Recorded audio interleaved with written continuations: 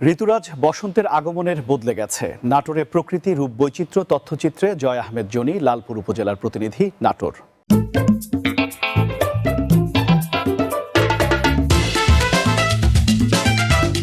আকর্ষণীয় নতুন সাজে পোলার আইসক্রিম।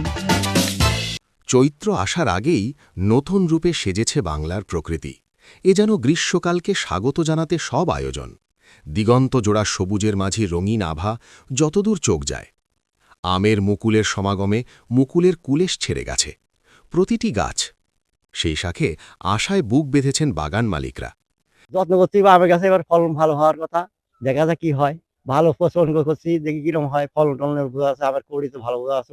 আর ধারাবি আমের সব গাছে সব এলাকাতে আম খুব মুকুল।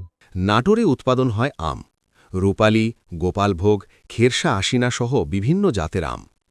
আবহাওয়া অনুকূলে থাকায় এবার আমের ভালো ফলনের আশা তাদের। স্বাদে গন্ধে অতুলনীয় উত্তর অঞ্চলে আমের সুখ্যাতির দেশ জুড়ে। গত বছরের তুলনায় এবার আমের মুকুল এসেছে বেশি। তাই আমের মুকুল ধরে পড়া রোদ ঠেকিয়ে রাখতে বাগানগুলোতে পরিচর্যায় ব্যস্ত চাষিরা। নিয়মিত কীটনাশক স্প্রে করা হচ্ছে প্রতিটি গাছে। ঝড়ঝাপটি না হয়, মূলের ক্ষতি না হয়, কোনো তোমার না দেয়, ঝড়ঝাপটি না দেয়, শিল বৃষ্টি না দেয়, তাহলে ফলন আশা করা যায় ভালো আসবে। এবার যে মূল দেখা যাচ্ছে, মূল তো চরম মূল। আল্লাহ এখন ফলন কি দিবিনি, গুটি কেমন থাকবিনি, এটা হচ্ছে পরে।